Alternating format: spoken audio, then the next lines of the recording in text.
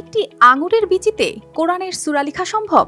শুনে অবিশ্বাস্য মনে হতে পারে, কিন্তু তুরস্কের মাইক্রোশিল্পী নেজাদি কোরকমাজ সেই অসম্ভবকে সম্ভব করে দেখিয়েছেন। আপনি যখন আঙুরের বিচি দেখেন, তখন হয়তো আপনার মনেই আসে না যে এমন ক্ষুদ্র স্থানেও মানুষ সৃষ্টির অনন্য ক্ষমতা প্রদর্শন করতে পারে।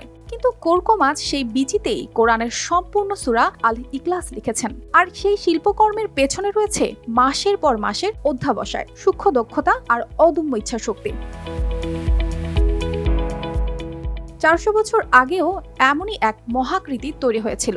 সেই সময় মাইক্রোশিল্পী সাইদ কাসেম কুবাই একটি চালের দানায় কোরআনের একই সূরা লিখেছিলেন। কোরকমাজ সেই ঐতিহ্যকে আরও এক ধাপ এগিয়ে নিয়ে গেলেন, কিন্তু এইবার একটি আঙুরের বিচিতে।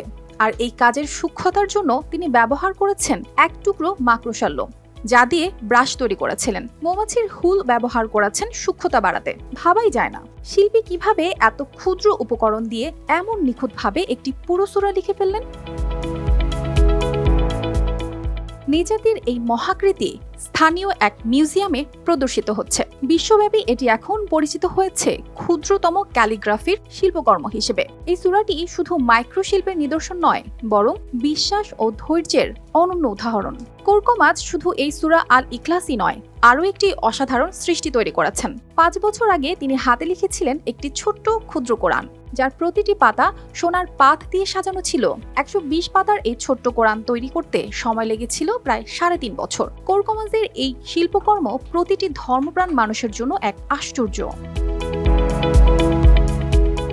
এই গল্প শুধু এক শিল্পীর দক্ষতার নয়, বরং তার অদম্য ইচ্ছাশক্তি, ধৈর্য এবং বিশ্বাসের প্রতীক। বিশ্বের যে কোনো প্রান্তে এ ধরনের শিল্পকর্ম মানুষের মনকে মুগ্ধ করে এবং এটি শেখায় যে ক্ষুদ্রতায়ও মহানতা থাকতে পারে।